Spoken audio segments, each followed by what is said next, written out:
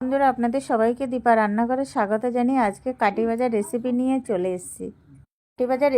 চলে এসেছি।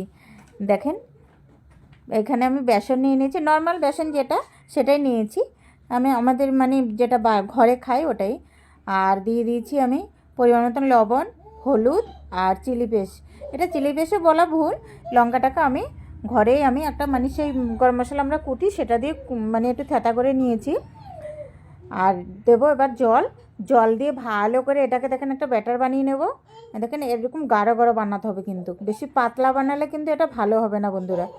দেখেন কালারটাও খুব সুন্দর এসছে না, হলুদটা দেওয়াতে কিন্তু কালারটা খুব ভালো এসছে। দেখেন এবার আমি কড়াইতে তেল বসিয়ে দেবো।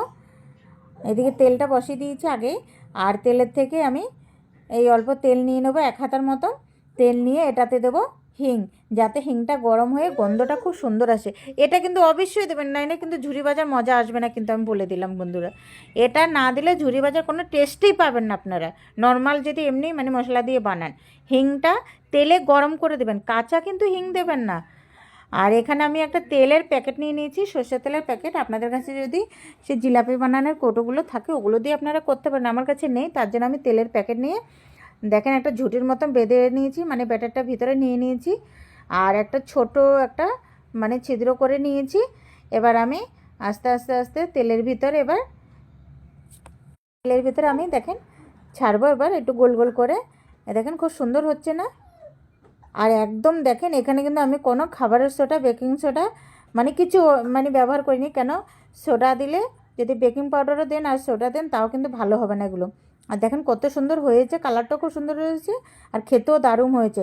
আর জানেন তো আমাদের এদিক দিয়ে না সেই বিস্কুট বলা যায়, চায়ের দোকানে বিস্কুট দেয় না, সেই রাস্তা দিয়ে যাই আমরা না, এই ঝুরি ভাজাগুলো মানে 12টা একসাথে কিনে নিতাম একসাথে। মানে এমনি যদি একটা দুটো করে কিনে না, দোকান থেকে খুব দাম বেশি নেয়, এর জন্য আমরা 12টা কিনে নিতাম, এত ভালো লাগতো।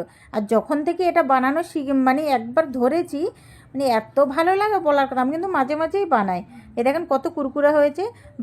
এবার ভেবেছি আপনাদের সাথে একটু শেয়ার করি, তাহলে আপনাদের একটু সুবিধা হবে বানাতে। ঘরে কখনো কখনো তো ইচ্ছে করে না ঘরের জিনিস বানিয়ে খেতে।